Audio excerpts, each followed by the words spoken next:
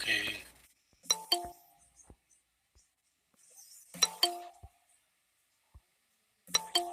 Now, today I want to complete the ground of cruelty as a ground of divorce. In this regard, only I have to discuss only 2 or 3 aspects more. And one aspect is that suppose one party is threatening the another party that he or she will commit the suicide. So suppose the threat is being given by one party to another party that she or he will commit the suicide, whether this is the case amounting to the cruelty or not. Here I want to refer few decisions, and one important decision which I have already discussed with you, and this is one of the landmark case particularly in reference to cruelty, and the name of the case is Dastane versus Dastane. Here the Supreme Court pointed out that if the wife is threatening to commit the suicide, if the wife is threatening to commit the suicide, so it has been pointed out here by the Supreme Court that this amount to be cruelty. Now, second decision I want to put before you, Sakuntala versus Om Prakash, we have already discussed it. Here again the justice who was delivering the judgment, that was the Leela Seth. An observation made by the judge was that in this case also the wife threatened to commit the suicide, and this is also being actually taken into consideration by the court and declared that this is also a conduct of the cruelty. Now lastly, one more case I want to discuss, Savitri versus Muldas. This case actually I have discussed in relation to conduct of cruelty committed by the child. But one more thing which I want to put before you. In this case, actually the wife took the poison when she was returning from the London. This was very, you can say, this was very serious a step which was taken by the wife. And in this case, the wife was being saved anyhow. But the proposition of law which is laid down by the court, the proposition was that when she has taken the poison, it means that this is also a threat to commit the suicide. Since she was being saved, therefore, the conduct of the wife has also been categorized as cruelty. Now, another head I want to put before you. False allegation is being made by one party to another party regarding the insanity or lunacy. So suppose one party is actually alleging that another party is lunatic, or the relative of that party is lunatic. Naturally, it was also taken as a very serious, and the court pointed out that this is also a conduct of the cruelty. The name of the case which I want to put before you, one Supreme Court judgment, and very important, I have already referred, Bhagat versus Bhagat. In this case, actually, the wife was alleging that the husband and all the members of the family of the husband, they were lunatic and they were insane. And this remark of the wife was taken seriously by the court and pointed out that this is the case of the cruelty. Similarly, also, Bombay High Court decision, the name of the case is Rajan versus Siliwa. In this case, also the wife's false allegation regarding the husband's mother's character and husband's sister's character as well as brother-in-law's character.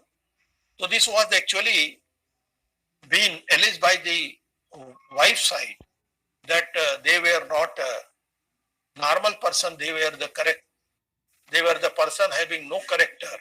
It was also taken and amounting as a cruelty. Now the last head I want to put before you.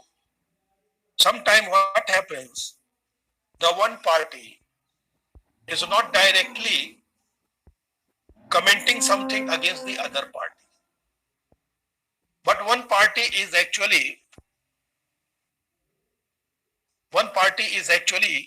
making a false complaint to the employer of that party. False complaint to the employer of that party. So here, if some complaint is being made to the employer of the husband or the wife, naturally, if the allegation or the charge which has been made, if later on it is proved as a false, naturally it has also been categorized that this is a conduct of the cruelty. And the name of the case I want to put before you, Lajwanti Chandok versus O.N. Chandok. This is the decision in 1982. And here actually wife wrote a false anonymous letter to the employers of the husband. False anonymous letter written by the wife to the employer of the husband. This was also considered court as a conduct of cruelty. Similarly, also another case which I want to put before you. The name of the case is Kiran versus Suren, and this is the decision of 1982. In this case, actually, the husband was occupying a very good position. He was actually class 1 officer in Ministry of External Affairs. And here the wife wrote a letter to the superior officer of the husband. And because of that, the reputation of the husband was being damaged. It has also been categorized that this is a conduct of the cruelty. So there are so many cases you can get here. And under these cases, if there is a complaint from the side of the husband or the wife, then naturally, this was not direct complaint, but this was the complaint to the employer of the husband or wife.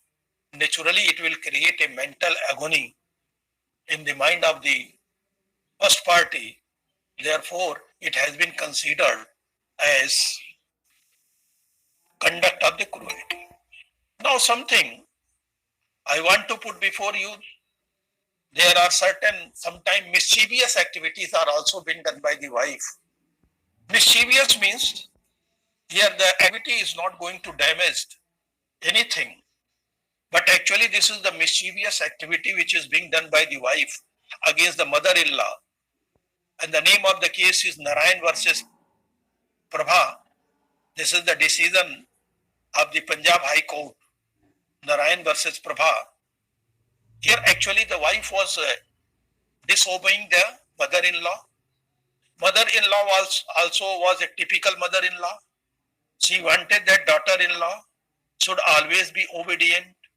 She also wanted that daughter-in-law should take bath by hot water, but she was taking the bath by the cold water. Apart from that, mother-in-law also directing her not to meet the neighbor, not to go for pictures, but it was resented by the wife.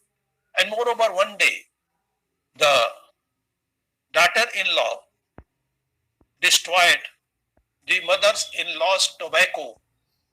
So this was actually considered that these are the activities which are the mischievous activities, and the court has not taken it very seriously, and this conduct has not been amounting to be cruelty.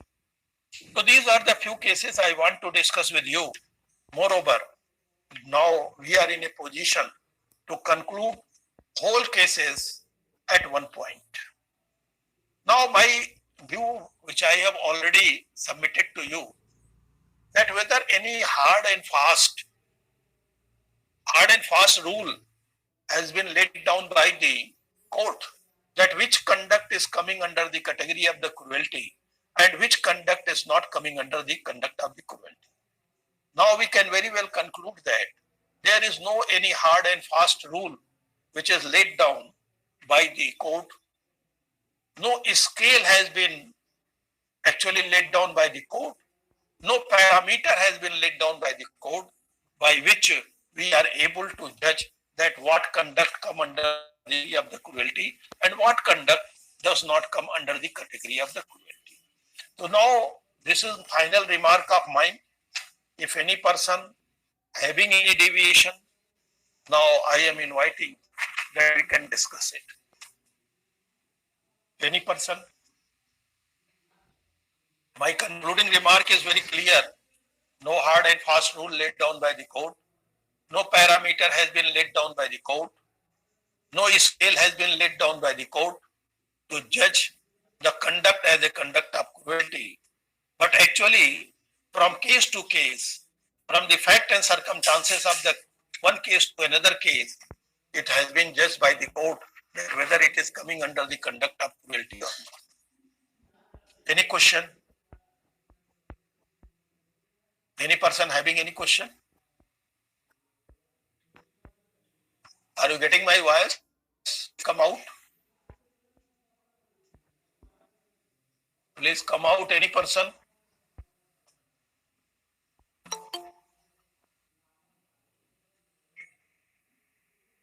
Yes, sir. Please tell. What is your opinion? Shailesh.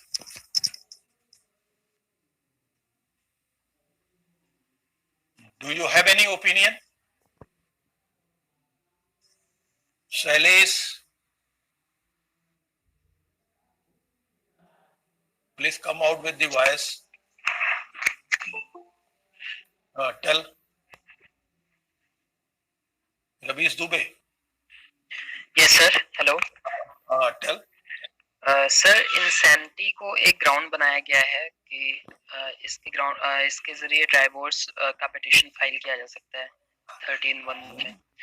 तो sir जब कोई cruelty ऐसा करता है या कोई conduct ऐसा करता है इनसेन पर्सन, जब ये प्रूफ हो जाए कि वो इंसैनिटी की सिचुएशन में किया है, तो उसे फिर क्यों सर चलिए बोलिए।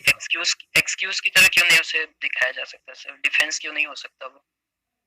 क्योंकि एक आदमी इंसेन है और दूसरा आदमी जो है उसको जबरदस्ती कंपेल किया जाए कि वह इंसेन के साथ रहे, तो क्या ये जस्टिफाइड है? नहीं सर, ये तो ठीक है सर, ये तो सही है कि उसे ग्राउंड बना दिया गया, लेकिन जहाँ पे इंसेन व्यक्ति से अगर कोई ऐसा कुछ होता है कंडक्ट जिसे क्रुएल्टी के अंडर में रखा जाता है, तो सर उसे तो एक्सक्यूज डिफेंस की तरह उसे प्रोवाइड होना चाहिए। नहीं, but this is not criminal law, this is the civil law. Here intention does not play important role. That's why earlier in the opening I have pointed out, so far as the conduct of the cruelty is concerned, intention does not play any important role. So whether the person is insane or the sane, where he is inflicting the injury to the opposite party, naturally the opposite party sustains the injury. Injury may be either physical or injury may be either mental. So that's why here the main consideration, particularly in the case of the cruelty, is that what injury the other party is sustaining. That is the main parameter. Are you getting my thing? Yes sir, but ये natural justice के थोड़ा सा contradicting नहीं होगा sir कि दूसरे party की मतलब कोई उसके क्या ये भी जस्टिस है कि एक आदमी को पागल के साथ रहने के लिए कह दिया जाए? पागल कब क्या करेगा कोई ठिकाना है? नहीं सर, अगर जैसे मैरिज से पहले पागल नहीं था, वो इंसेन नहीं था। नहीं, जो भी था बाद में तो हो गया। अगर बाद में एक इंसेनिटी आई है तो इंसेनिटी अगर बाद में आई है तो भी क्या आप कह सकते हैं कि जो है वो ये जो है बुरा नहीं है? तो Hello, to be sir. Hello, sir. amicably. Uh, Hello, sir. It is treatable. Suppose that if there are medicines so that he is well treated. He has become. no doubt. Your question I am getting. So far as the curability concept is concerned, here it has not been mentioned whether the disease is curable or incurable. What is mentioned that if one party is doing something by which either physical injury or the mental injury will sustain naturally, the party will be injured, and this is enough for the cruelty. Okay. Okay, sir.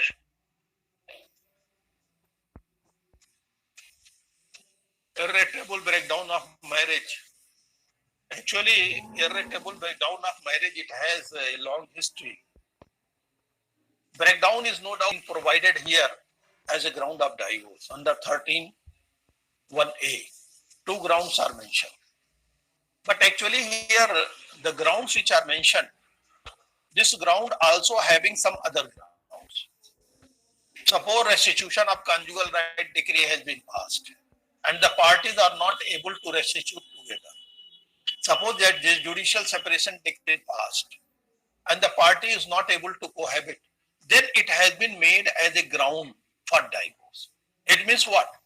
It means that here there is requirement of some court's decision, court's order. Irretrievable breakdown, there is no requirement of any court's order. Preliminary, there is no requirement. If the parties are not able to live or cohabit together for a longer time, in 1981, one bill has been introduced, and that bill providing the period for irretrievable breakdown is for 3 years. If the party continuously is not able to live together, cohabit together for 3 years, naturally,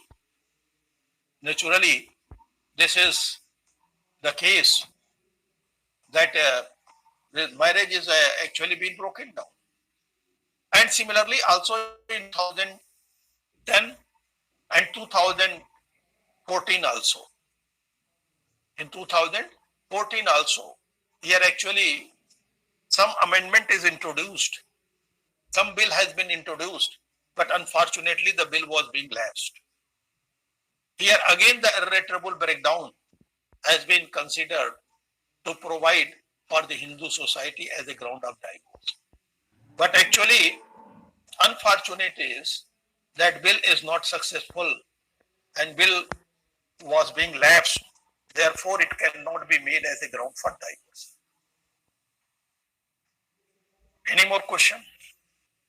sir sir कल आपने जो birth of an illegitimate child बताया था as a ground of cruelty, mental cruelty, उस case में sir अगर section 12 two B2 की जो कंडीशन है 1 ईयर की, उसमें अगर पिटीशन फाइल नहीं होता है और प्रेगनेंसी, दैट्स व्हाई, वही इसीलिए मैंने कल एक्सप्लेन किया ना सर, वो प्लीज एक्सप्लेन कर दीजिए एक बार। 12(1)(d) है, not 1(b). This is 12(1)(d). Yes sir, 12(1)(d). Where the condition is specified. If the wife is pregnant at the time of marriage by other person, it is very clearly written. But here what is required? That petition must be filed within 1 year. Suppose the husband is not able to file the petition within 1 year, then it means that he will be compelled to live with that lady who had been the mother of a legitimate child, whether this is not mental agony. And if it is a mental agony, naturally, it is being also considered that this is a conduct of the cruelty. And on that ground, the divorce will be passed. Okay? Okay, sir. Now, we are proceeding towards another ground. And this ground is insanity. Here, insanity has also been taken as a ground for divorce. But the meaning of insanity, which is being explained, it is very technical one. The definition is very technical definition. We can say the definition which is given under Hindu Marriage Act. This definition actually borrowed from the Matrimonial Causes Act under the English legal system. But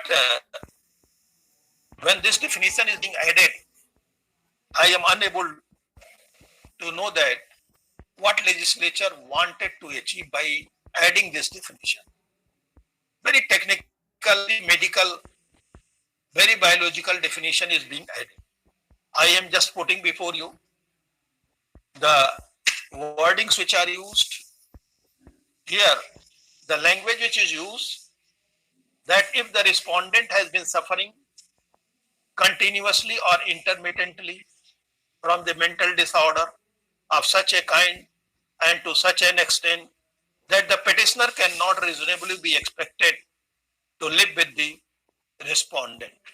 So now here, mental disorder, insanity is being actually explained by the word mental disorder, and mental disorder should be of such a kind and such an extent that petitioner cannot be reasonably expected to live with the respondent.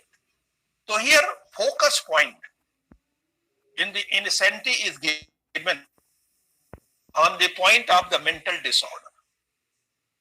This is actually mental disorder which was being considered. And mental disorder should be of such a kind and also to such an extent that petitioner cannot be expected to live with the respondent. Very technical definition. What is the mental disorder?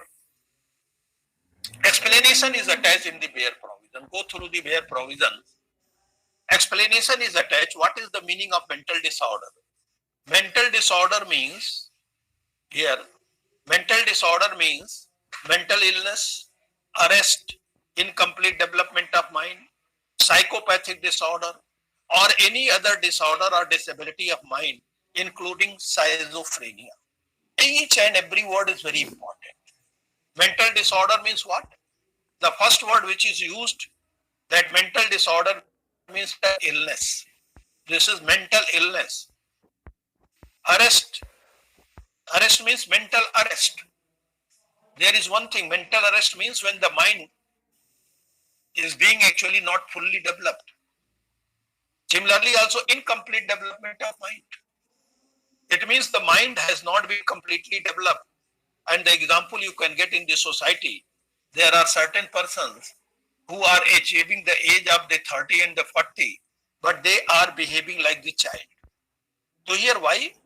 The reason is very clear that here the mind of that very person either not completely developed or the mind is being arrested.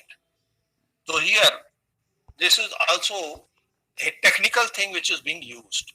Apart from that, proceeding another word, psychopathic disorder. This is another technical word which is being used. Psychopathic disorder or any other disorder or disability of mind, including schizophrenia.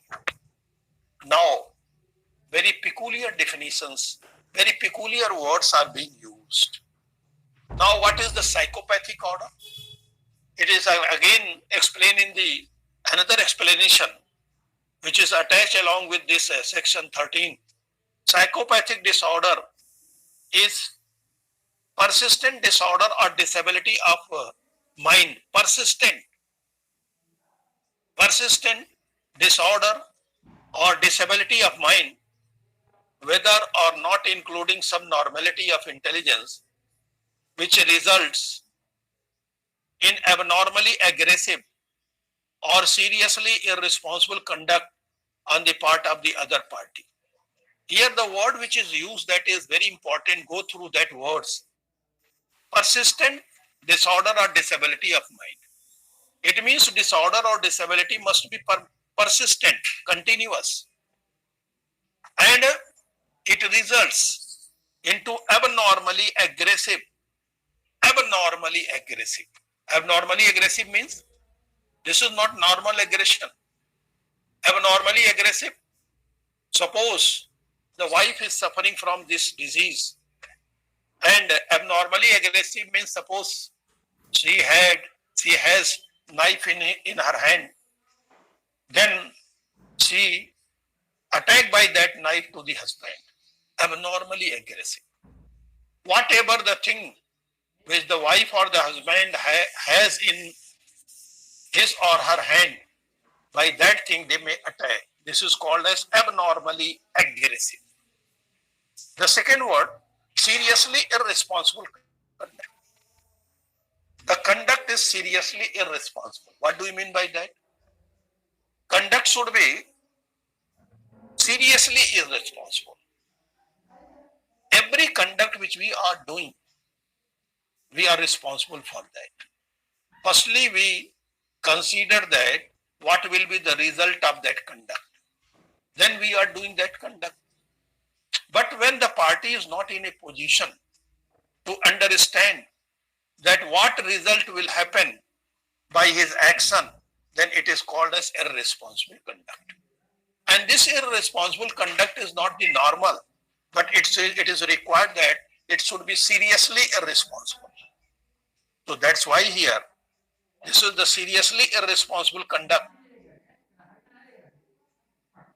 This is seriously irresponsible conduct. It has been categorized under the category of this insanity. Now, some more word, whether or not it is required or is susceptible to medical treatment. So here, curability, medical treatment means whether it is curable or incurable. It is immaterial, even though it is curable. But when the conduct is abnormally aggressive, or when the conduct is seriously irresponsible, so even though it is curable, but one cannot expect the other party to live with the first party. So that's why it is being considered that these are the conduct of the insanity. Now, one thing I have already pointed out, this is only the definition which is given, very complicated definition. And we can say this is the definition which is very much useful for the medical students. But in spite of that, this definition is being given for the law students, so we have to discuss it. Now I want to discuss the cases, that what cases are particularly in regard to mental illness. The case which I want to put before you, Bandana versus Suresh Charan. Here it has been pointed out, mental disorder or schizophrenia. Mental disorder or schizophrenia should not be considered as a ground of divorce unless and until a reasonable man cannot be expected to live with the respondent. Here, reasonable man. The test is reasonable man. When the reasonable man cannot be expected to that kind of schizophrenia or that kind of schizophrenia or mental illness, it is taken into consideration. Now, another case which I want to put before you. Here, doctor's opinion. When the doctor opinion is that the mental disorder was not incurable, even though mental disorder was not incurable, even though divorce decree was denied. The name of the case is Surinder Singh versus Pawan Verma. Why it is denied? The reason is very clear. It is denied that the word here curable, incurable is not written. What is written? It is written that when a reasonably cannot be expected that one party should live with the other party. But that part has not been proved. Only certificate was being actually adduced before the court of law that one party was suffering from incurable mental disorder. It is not sufficient. Some more thing required to be. Here, one thing more. I think that you have already studied the Civil Procedure Code. Under the Civil Procedure Code, there is the Order 32.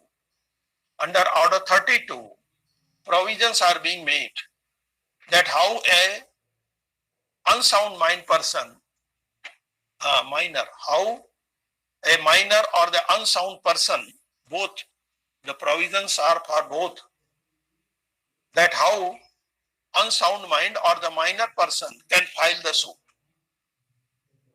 Here, actually, if you go through the Order 30, you will find that in Order 32, Rule 15, if you read along with the Rule 3, then you came on the conclusion that here, for declaring any person as an unsound mind, a preliminary inquiry should be made. So that is very important thing. A person who is unsound mind, requirement under the Civil Procedure Code that preliminary inquiry should be made. Now I am proceeding towards the another case. The name of the case is Ram Narayan versus Rameshwari. This is actually the Supreme Court decision of 1989. And here the Supreme Court's observation is very important. And the Supreme Court has pointed out that schizophrenic mental disorder, here the petitioner should prove not merely the mental disorder, but establish that on account of that, it cannot be expected that petitioner can live with the respondent. So here emphasis is given. The second part is very important.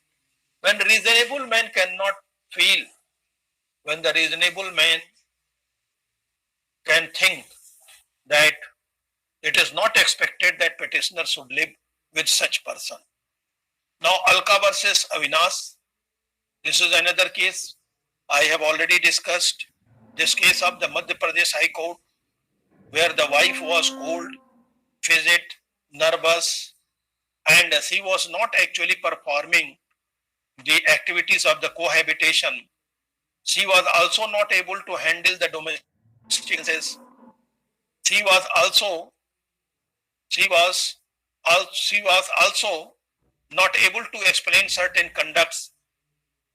Conducts means at one time she urinated in veranda and he was not able to explain it. Taking into consideration of all, the court actually declared that these are the cases.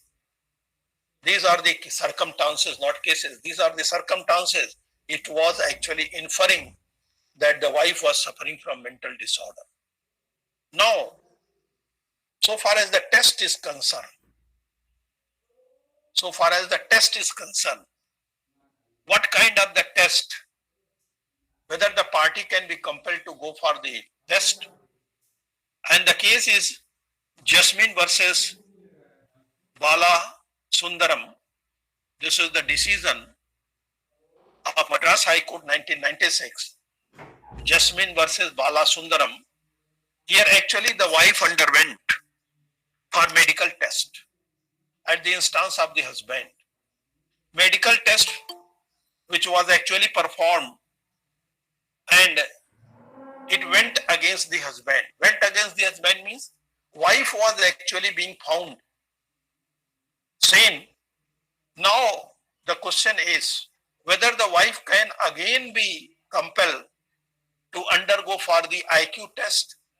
Here the court has pointed out, once she is compelled to go for the test, then there is no requirement, there is no need to go for the another test.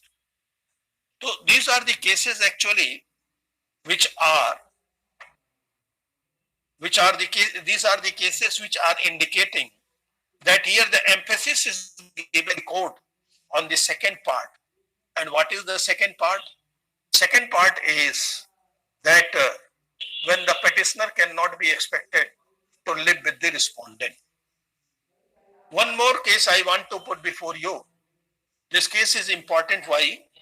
Because one time it was declared that the mother was schizophrenic. But another time when the custody of the child was being decided, she was not. She was actually being declared normal.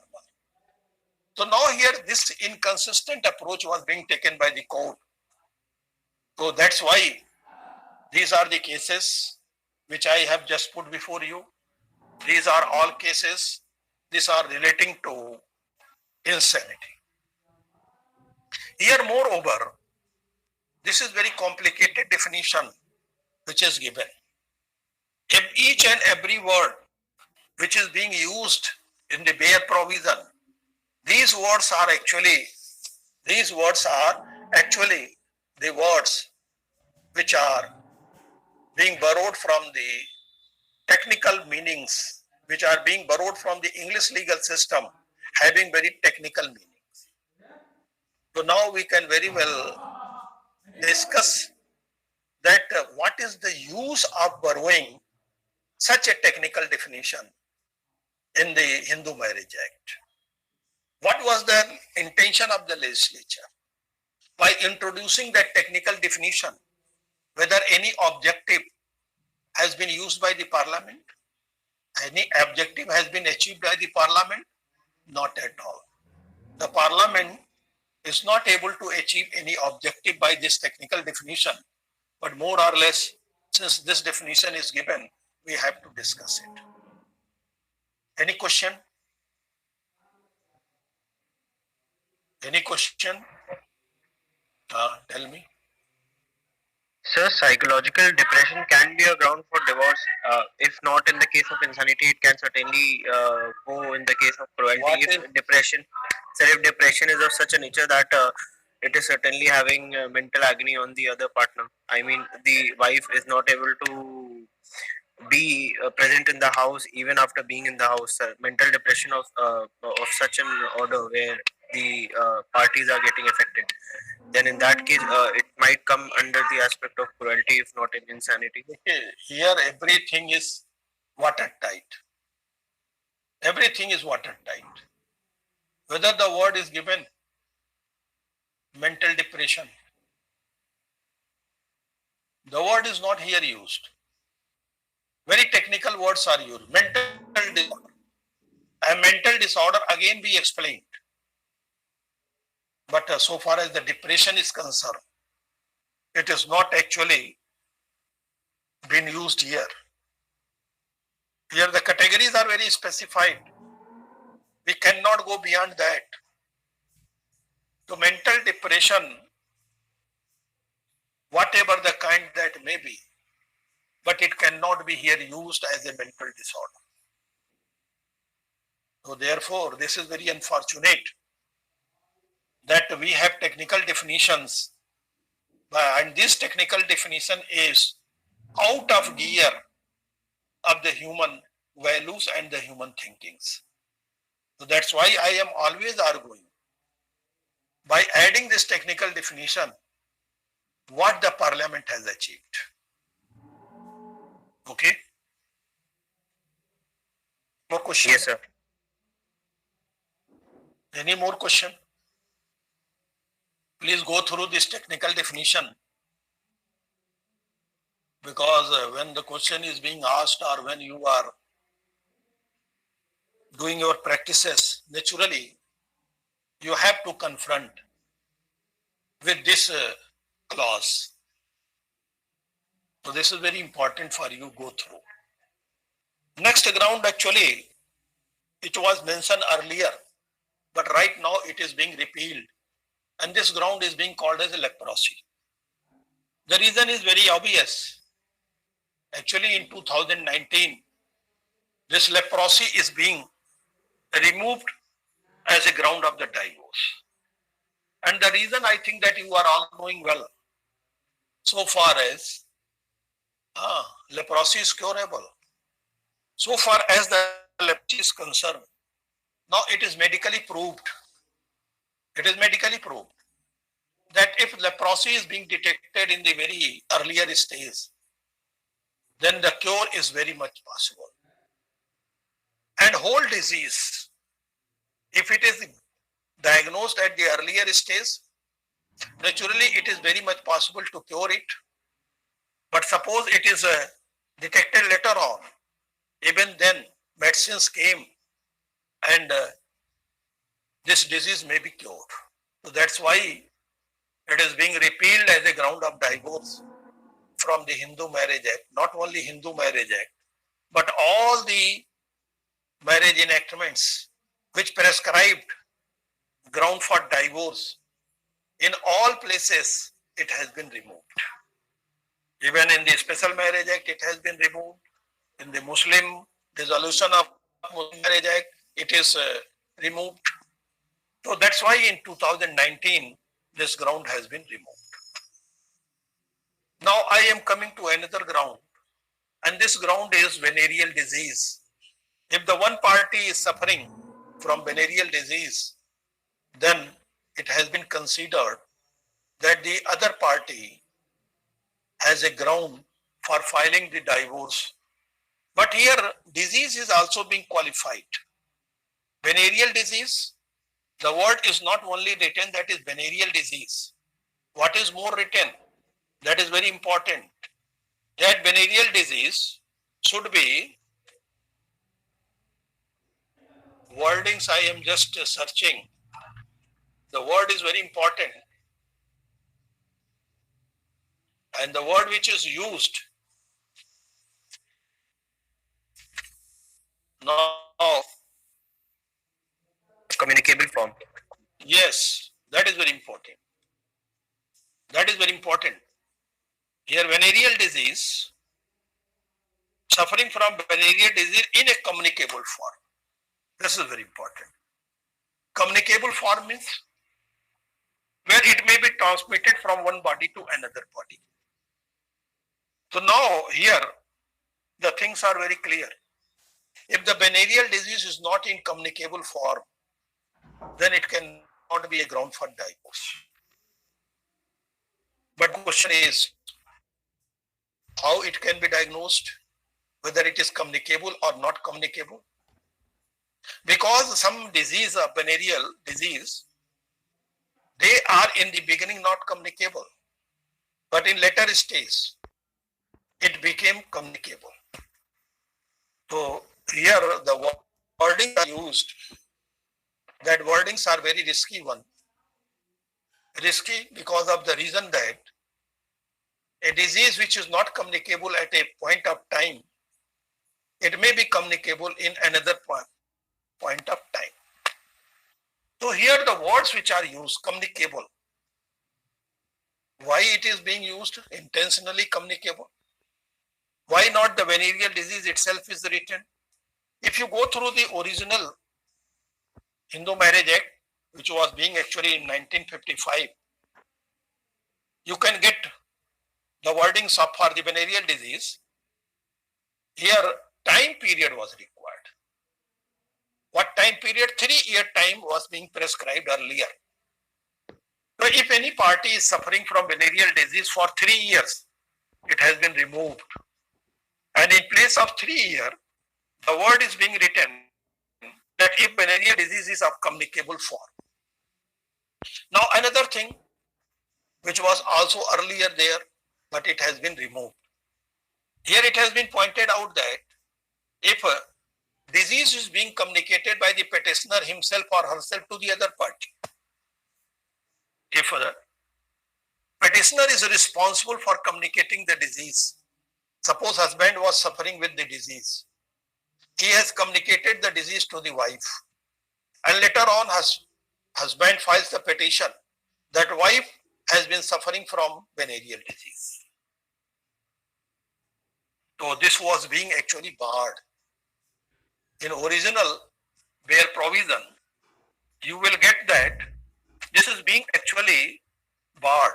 If the petitioner himself is responsible for the communication of disease, then the petitioner is not able to file the petition of divorce on the ground of the venereal disease. This is being actually replaced. My question is that whether it has any impact, any person may come out. This word 3 year is being replaced, the word the disease should not be communicated from the petitioner himself or herself, whether it has any impact. No person coming out. Whether it has any impact. Naturally, 3 year time, which was earlier prescribed, it was thought that this 3 year period, it was sufficient for the communication of disease from one body to another body. Therefore, waiting for this was very longer and it was unjustified. Therefore, the period of 3 years has been replaced. The period of 3 years has been replaced.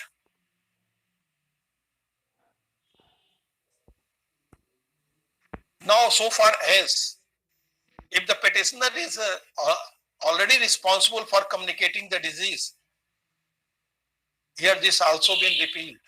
The word has not been here. But it has no impact. Why? Because of the fact that we have section 23(1)(a). What is written in 23(1)(a)? In relation to the divorce petition, one shall not allow to take the advantage of his or her own wrong or disability. So if the petitioner himself is communicating the disease to the respondent and later on he is filing the petition, the respondent is suffering from the BD, naturally he is taking the advantage of his own wrong. So under section 23(1)(a), he has not been allowed to take the advantage of his or her own wrong. Any question?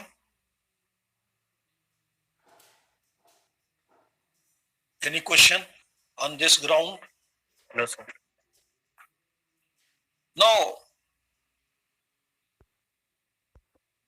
I want to discuss another ground, that is conversion. Conversion, this is being called as apostasy. Technical word is apostasy. Conversion requires two things. Firstly, renouncing the religion, and secondly, adopting the another religion. Steps. Renouncing his own or her own religion means that he should renounce the Hindu religion. He should or she should renounce the Hindu religion. How you can come to the conclusion that he has renounced? It is quite difficult, because you can get so many Hindus. They are criticizing the Hindu culture. They are criticizing the Hindu religions. They are criticizing the Hindu god and goddess. Sometimes they are also eating the beef, which is prohibited under the Hindu law. But in spite of all, we cannot say that he is not Hindu. Even though if he is not adopting any Hindu rituals, there are certain persons who are also abusing the Hindu religion. So whether we can draw inference that he has renounced, he becomes apostate? Naturally not. He cannot be apostate. The second thing is very important. When he undergo for that rituals or ceremonies by which he is adopting another religion, then this is the conclusion.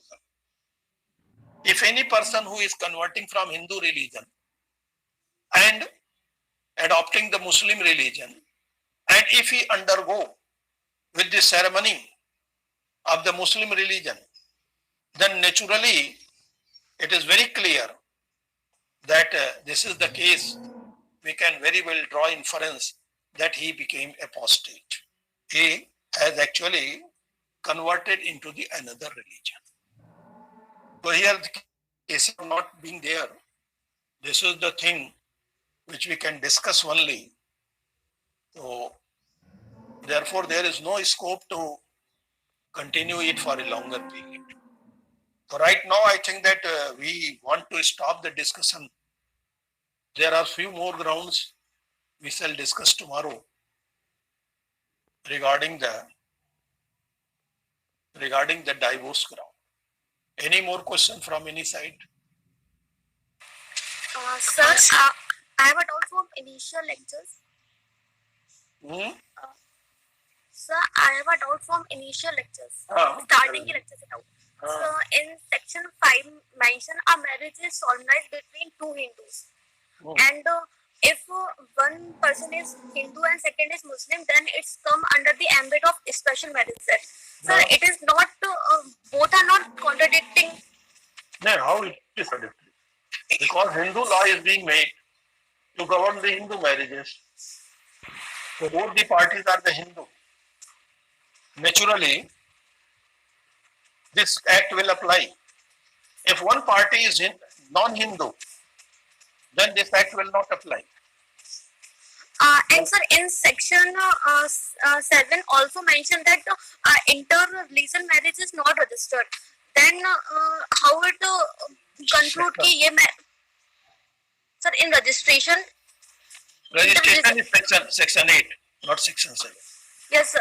Sir तो जो इंटर-religion marriage है आप उनको register नहीं कर सकते. तो ये कहाँ लिखा हो? Sir Where it is written? in Paras Diwan mentioned कि inter-religion marriage. No, you not registered under the Hindu law. But registration is possible. Under the Special Marriage Act, it is open to register. Are you getting my answer? Okay sir. Any more question? Now the time come to disconnect yourself. Please disconnect yourself.